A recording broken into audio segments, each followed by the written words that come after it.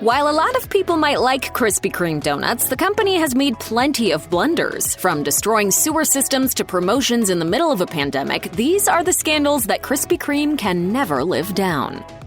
In 2005, Krispy Kreme publicly admitted that it messed up. That year, the company released an internal report that stated some of its accounting had been completely inaccurate. Krispy Kreme admitted that it had discovered some $25.6 million lost through incorrect accounting. Nevertheless, the report didn't state that donut makers had committed fraud. Instead, the company claimed that the issues were part of poor accounting practices and errors, but not a deliberate attempt to manipulate funds. Furthermore, company employees claimed that they didn't distort the numbers on purpose. Moreover, this internal report hasn't been the only investigation that has probed into Krispy Kreme's earnings and come up with some funny numbers. In 2009, the Wall Street Journal reported that the U.S. Securities and Exchange Commission was interested in this organization's accounts. It began a probe into the donut company's earnings beginning in 2004. By the end of the investigation, the SEC concluded that Krispy Kreme had inflated its profits on purpose. The SEC charged 3 former executives $632,919, plus interest and another $150,000 worth of fines.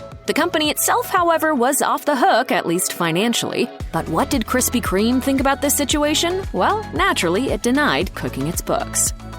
Sewers are a fundamental part of any city's infrastructure. They enable waste and debris to be taken to a distant treatment plant safely and responsibly. However, it wasn't that simple when Krispy Kreme got involved. In 2009, Krispy Kreme was blamed for harming a waste treatment plant in Fairfax County, Virginia, by putting grease and yeast into the pipes and therefore clogging up the works. The company was additionally accused of breaking its lease at its property. In 2012, Krispy Kreme was sued by its landlord for these violations. The frustrated property owner wanted a pretty hefty $2.7 million for their troubles. In 2013, this issue was settled when the Fairfax County Circuit Court ruled that Krispy Kreme had lost its case. Krispy Kreme was additionally barred from entering a counterclaim for $3 million and was forced to settle the dispute for an undisclosed amount of money.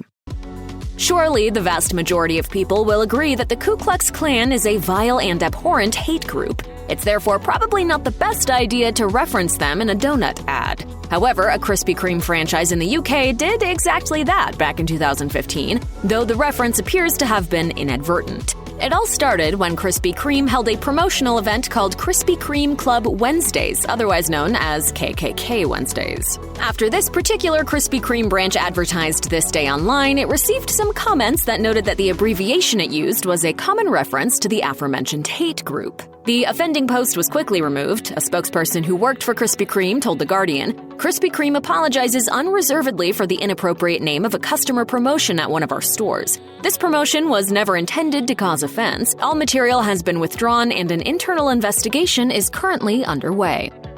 It's an employer's responsibility to keep their workers safe while they're engaged in their duties. This is why it's such a shame when companies fail to fulfill this duty and an employee's safety begins to look less than certain when they're trying to do their job. There was a seriously unfortunate time when a Canadian Krispy Kreme franchise didn't do all that it could to protect a member of the staff. In 2005, the donut company in question was fined for violating Ontario's Occupational Health and Safety Act. This is because, in the previous year, a worker of theirs was driving a lift truck for the first time. Critically, the driver hadn't received any official training whatsoever and subsequently crashed while operating the vehicle.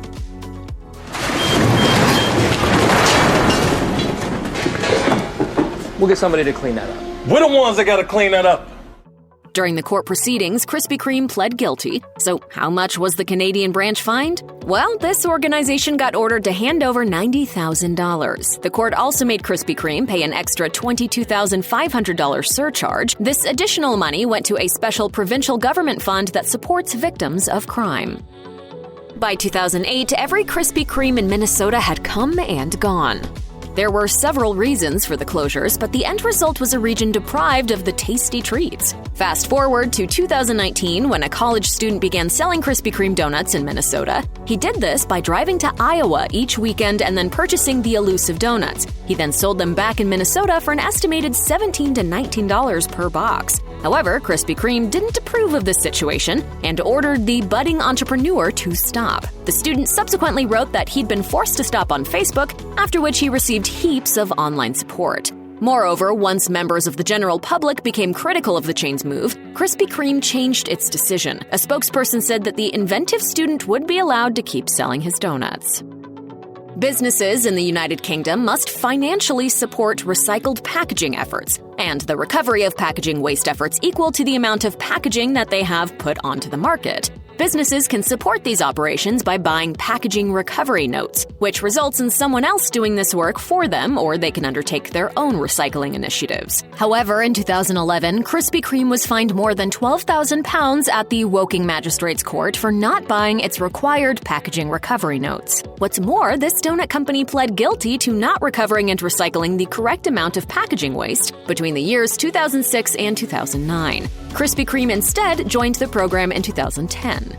An investigating officer at the Environment Agency responded to the company's failures by stating that though the regulations were in place for over a decade, lots of businesses were still unaware of them. According to the officer, the money that Krispy Kreme saved by not purchasing packaging recovery notes would have supported the recycling industry. He felt strongly that all businesses take their impact on the environment seriously. Further, he claimed that Krispy Kreme failed to do that by not following the regulations.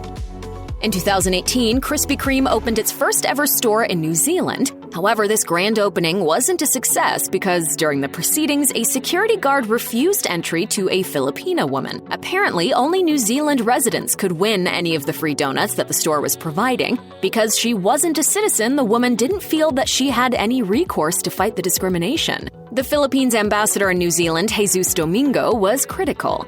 What might have this been a case of racial profiling? Because from the information that we have is that it seemed to be just based on looks. He went on to suggest that people ditch Krispy Kreme in favor of Filipino-owned and operated bakeries. Of course, he noted that people could always go to Dunkin' Donuts, too. Krispy Kreme later apologized for what had happened, saying that the company was disappointed to cause an upset with the New Zealand grand opening competition. Andrew McGuigan, the company's chief executive of Australia and New Zealand, said that their standard terms and conditions required that every entry to competitions were only for citizens of the specific country. They claim that they underestimated New Zealand's diverse population and apologized for the lapse in judgment. As a final act of contrition, they updated their terms and conditions to avoid further controversy of this particular nature.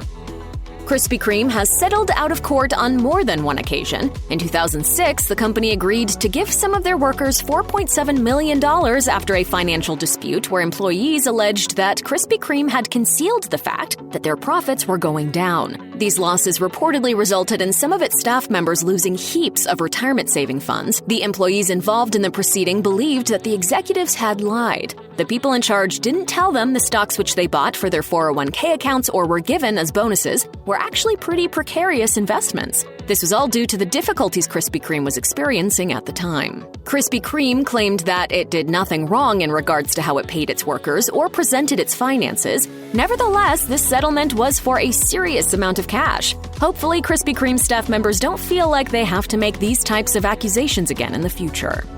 Amidst a 2020 coronavirus lockdown in Melbourne, Australia, and while Sydney was on the edge of a larger COVID-19 outbreak, Krispy Kreme decided to hold an ill-considered promotional campaign. Local stores offered free donuts to people whose birthdays fell between March 13th and July 13th, an event that resulted in some people ignoring social distancing guidelines. The New South Wales Police stated that riot squad, traffic control, and other officers were called to more than one of the donut company's stores. Moreover, a Melbourne establishment had to close early. The NSW police force was extremely critical of this free donut campaign. Acting Assistant Commissioner Tony Cook said, "This is nonsensical and defies logic." Meanwhile, the NSW Minister for Police and Emergency Services, David Elliott, stated that the recent images we have seen of mass gatherings and social distancing rules being blatantly ignored are disturbing.